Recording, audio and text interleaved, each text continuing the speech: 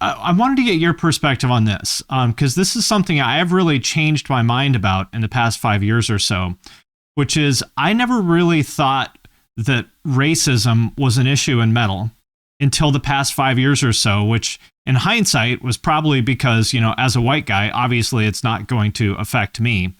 But from reading my comments and seeing how really negatively people react to any time I bring up the idea that racism exists in metal, it's become very obvious to me, at least my perception is that there actually is quite a bit of it in metal specifically. And I say not punk and hardcore to me are different. I think it's specifically a metal thing. I don't think I've seen you talk about this very much, but as someone who's obviously going to have a very different experience from me, what is your take on that, and how much of an issue do you think racism is in metal?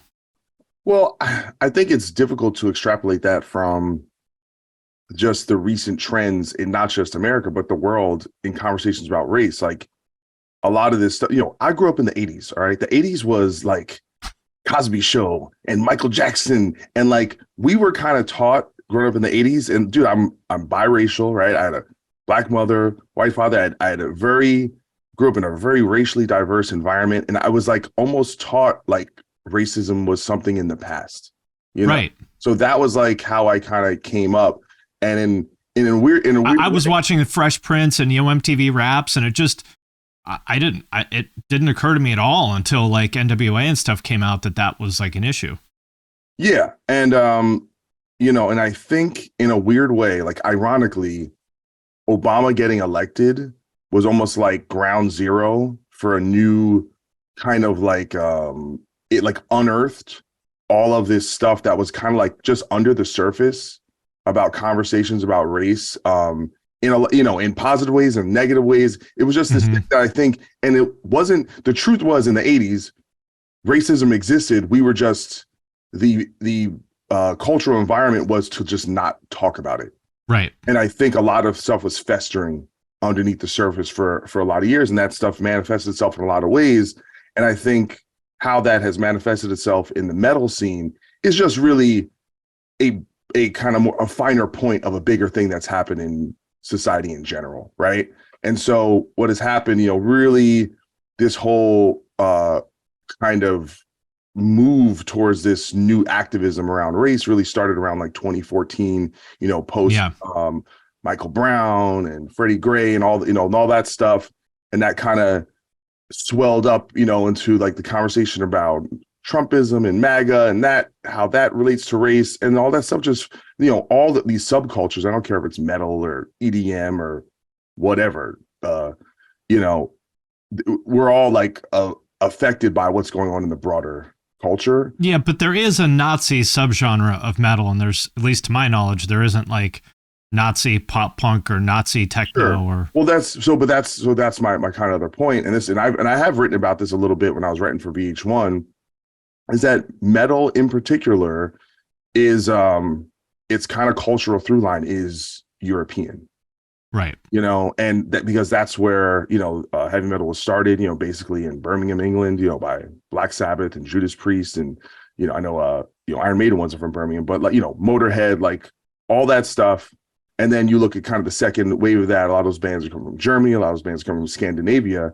And I think, and even in America, right, the metal bands that were, the whole kind of, thrash movement, that, burgeoned in white suburbs. That's who was kind of connecting to that, right. to that movement. And it's kind of this thing that's spoken, or it's unspoken, this idea that like, this is the music for us.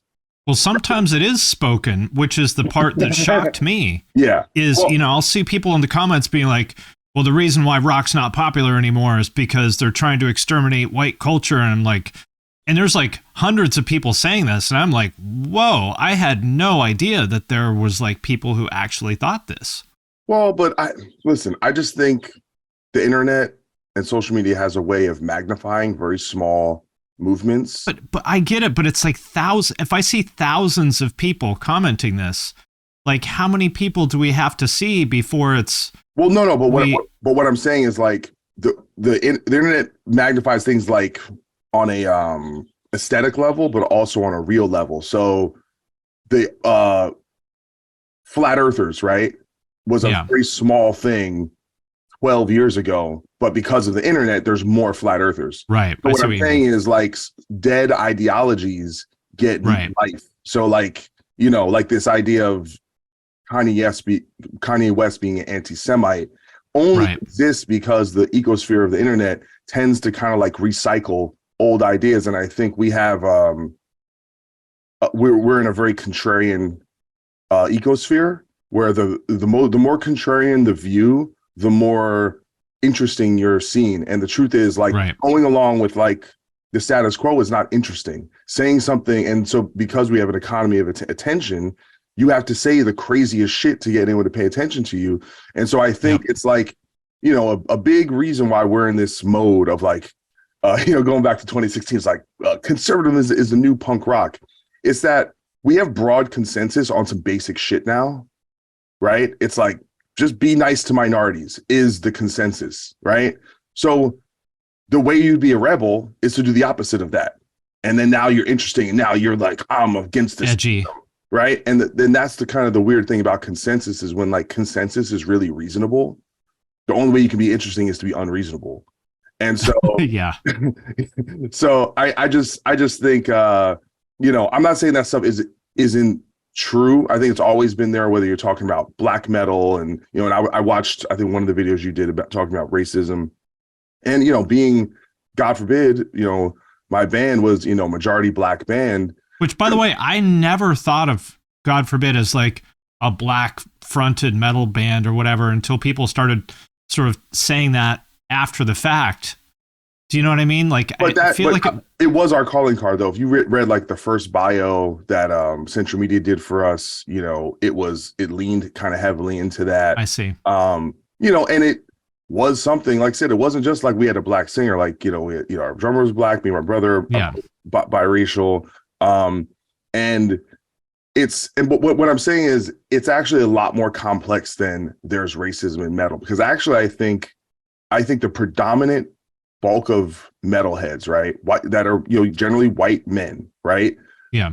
They actually almost do the opposite. Like they're actually like, it's more likely they will tokenize someone and be like really super excited that like they're like, well, I like the fact that I love Seven Dust.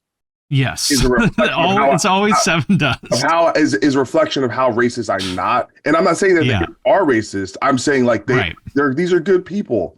Like, you know, the one thing that's kind of cool about having this job is you get to go see the country, and you get to see middle America, you get to see down south, and all these, you know, if you're, you know, like me, you're from New Jersey, you live in LA, you live in all these kind of metropolitan places, there's a lot of stereotypes that go on that really, like, I think is detrimental to like our national conversation about, you know, that we focus way more on our differences than we do on the things we have in common.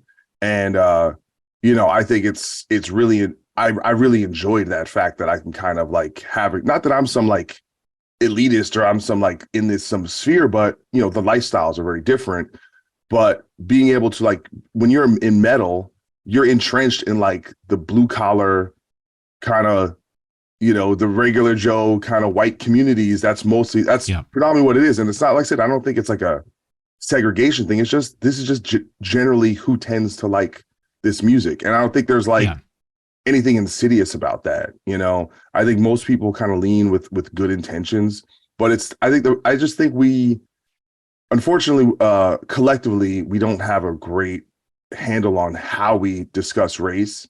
And I think the real downside of like the BLM movement and all the stuff that happened in 2020 is it's just like intensified things. And it's very like, you know, it's like you're one of those, and it's like, you know, on both sides. Yes. But that's what I'm saying. It's like, if you have one group of people that say everyone's racist and you have one group of people that says no one is racist, then they're clearly both